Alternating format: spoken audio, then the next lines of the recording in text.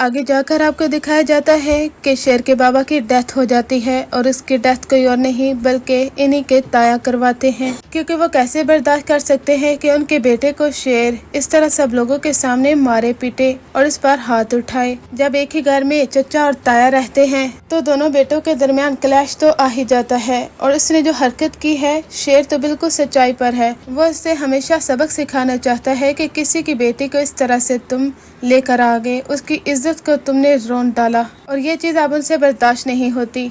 जब शेर की शादी होती है रिदा के साथ, तो वहाँ पर रास्ते में उनका एक्सीडेंट करवा दिया जाता है। उस एक्सीडेंट में शेर के बाबा की डेथ हो जाती है और शेर की हालत भी काफी ज्यादा क्रिटिकल होती है। जब शेर अपने बाबा को खो देता है तो वो बर्दाश्त नहीं कर पाता, क्योंकि उसके बाबा उसकी बहादुरी की मिसाल हैं। यानी जब उसके बाबा जिंदा थे तो शेर डट कर सब लोगों के सामने खड़ा होता, उनका सामना करने के लिए तैयार रहता। बाबा की मौत के बाद वो कमजोर पड़ गया। इसी कमजोरी का फायदा उठाते हुए उसके ताया ने उसे हॉस्पिटल में मुंतकिल करवा दिया, वो भी पागलखाने में। जब कुछ अरसे के बाद शेर को होश आती है, वो अपने होशो हवास में वापस आता है तो उसे यकीन होता है कि उसके बाबा को मरवा दिया गया है और मेरी कमजोरी का फायदा उठाते हुए मुझे भी इस मेंटल हॉस्पिटल में दाखिल करवा दिया गया है। ये सब कुछ कोई और नहीं बल्कि मेरे अपने घर वाले, मेरे दुश्मन ही कर रहे हैं। इसी वजह से ही शेर चीखता चिल्लाता है कि मैं पागल नहीं हूँ, और सब लोग यही कहते हैं कि ये पागल है, इसी वजह से ऐसी हरकतें कर रहा है। शेर कैसे बताए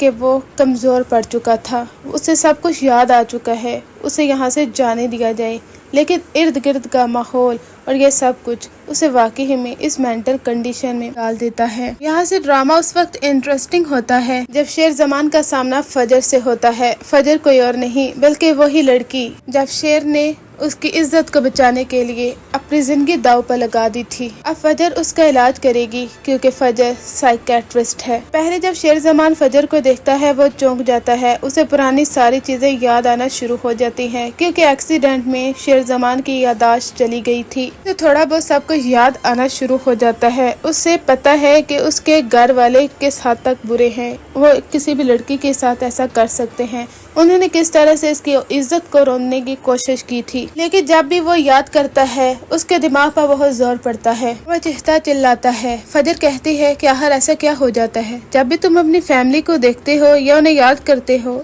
तो तुम गुस्से में क्यों आ जाते हो। लेकिन शेर कैसे बताए कि उसकी फैमिली ने क्या किया है, उसके बाबा की जान ली है। उसके वो बाबा जिनकी वजह से वो इस दुनिया में इज्जत और वक़ार के साथ चलता था, उसके बाबा जो उसका सहारा थे, उनकी जान जब ली जाए तो बेटा कहीं का नहीं रहता। फजर ही शेर को इस मेंटल कंडीशन से निकालने वाली है और फजर ही अपनी मोहब्बत का सबूत देगी।